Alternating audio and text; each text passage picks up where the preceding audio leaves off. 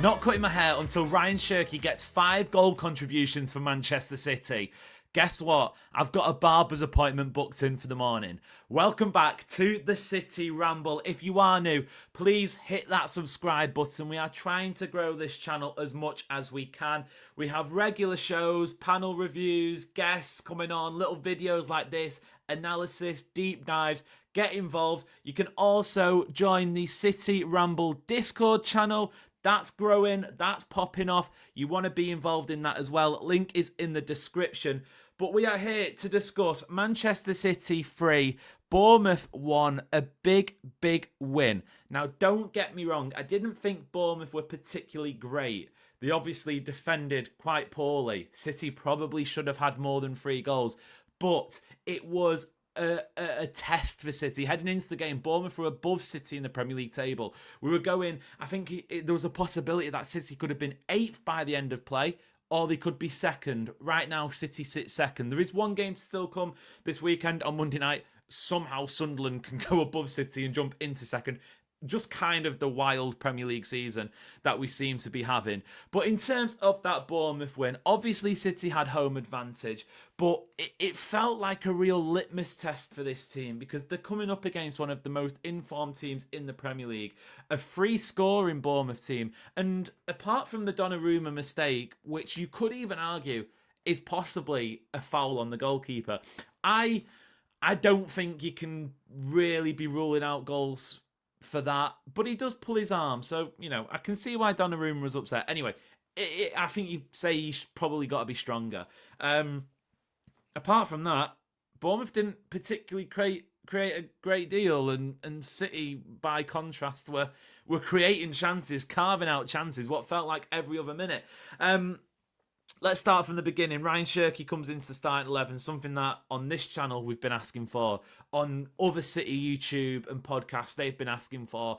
Anybody who is a City supporter, I think, was going into that game asking for it. And I think there was a sense, a feeling, a doubt that maybe Guardiola, we've seen this before, he's going to temper, he's not going to throw him straight in. Obviously, he has started a Premier League game already against Spurs, but it wasn't great, and then he goes out injured for a month or so. But no, he's in the team, and he's in the position that I think, apart from obviously playing that number 10 role, which he did against Swansea, Phil Foden comes back into the team. He's, deservedly taken up that number 10 role this season, but he's in the position that a lot of people wanted him to be in off that right-hand side. And it was interesting that you actually had Bernardo in the team as well, because it felt like it was going to be one or the other. Obviously, Oscar Bob probably hasn't done enough to be starting these type of matches, especially given the performance in recent weeks. But yeah, I think Rayan Cherki came and he did exactly what we needed at exactly the right time. In the same way against Swansea in midweek, he delivered what we needed at the right time. A performance where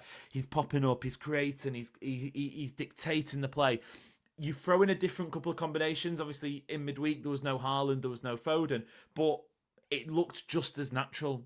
It looked like Rayan Cherki has been playing with these players for most of his career, and it's easy to forget. I think that was his 7th appearance, not including the Club World Cup, but since the start of this season, his 7th appearance for Manchester City. He has got 5 goal contributions. Obviously, he's scored 2 goals. He got 2 assists in this Bournemouth game. He has played 257 minutes. Now, you do not need a maths degree to divide 257 by 5, the 5 goals and assists he's got. You will know that it comes out at around a goal and assist every 50 or so minutes. That's also close to a half of football, including added time. So Rayan Cherki, basically for City, is averaging a goal or an assist every half of football, which is just phenomenal. The guy's such a talent, and I'm a grown man, and he's got me thinking whether or not it'd be socially acceptable to get a Rayan Cherki 10 shirt and wear it out in the streets, because I just think this boy, this player, this mercurial talent is deep down what every football fan loves and appreciates. He is just a delight to watch. And we spoke about the connection with Erling Haaland. And to be fair, I don't think Erling Haaland is necessarily one of those attackers that needs a certain type of creator behind them. if you're a good footballer, if you're a good attacker, you're going to have fun with Erling Haaland because you just put the ball in an area and he'll do the rest. And we saw that with both of his goals in that first half. My number 10 is getting assists from his own half with his head. What is yours doing? What is your £125 million number 10 doing? It isn't that. But yeah, I mean, obviously, Haaland's finishing and his run and his strength to hold off the defender is why that goal went in, first and foremost. But we are seeing City this season, I feel like, trend towards getting that ball in behind quickly. Whether or not that is a Pep Linders contribution, I would tend to think it probably is, having a little bit of a say in things.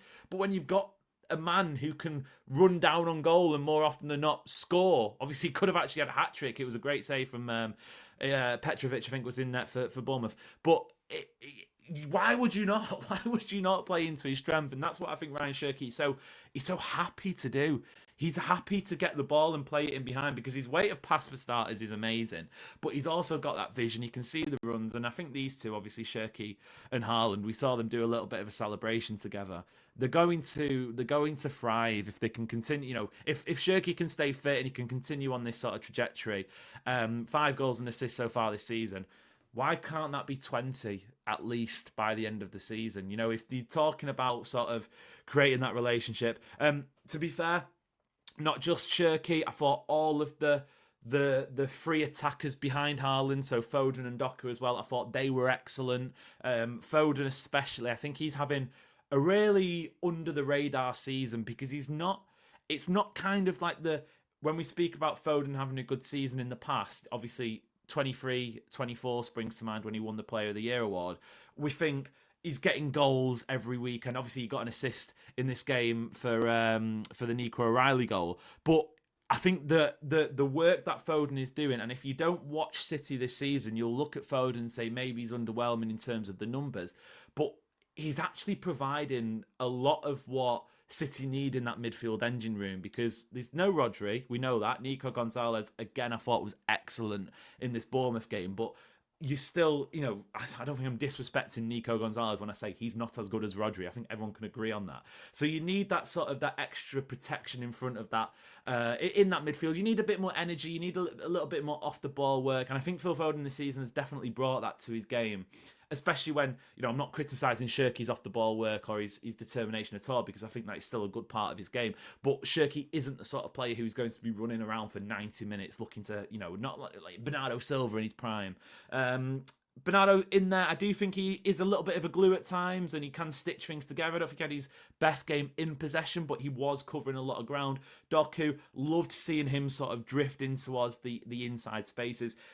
It just makes so much more sense, I think, when you've got him coming into that sort of position, because I don't think he's a touchline winger, especially off the left-hand side, because the way that, first of all, obviously he's got some issues with his end product, was a little bit unfortunate not to get an assist in this game, but I did think he was still great performance-wise. But also the way he's defended against, defenders are gonna double up on him, and when you're trying to go down the line and get a ball across and you cut him back, it's just not. I don't think that suits his game, and it's been a while. We've seen him at the club a while, and Pep's, for some reason, and fair enough, I'm not criticising or questioning, he's persisted with that, but I do think this introduction of him sort of drifting inside is better suited to his game. It allows Haaland to sort of run across the defenders. It allows Cherki, it allows Foden to pick up the pockets, the half spaces. Obviously, on the opposite side, you've got Nunes who's providing the width. Nunes, I mean, how many players in this game were just great, like performance level? It was obviously City's, I think anyway, City's strongest 90-minute collective performance of the season. But I think from back to front, obviously Donnarumma had a bit of a shaky game.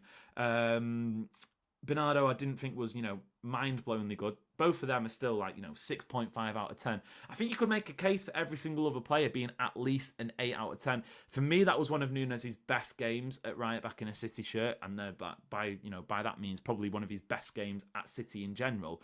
He obviously coming into the game, Antoine Semenyo was getting best in the league shouts in terms of left wingers.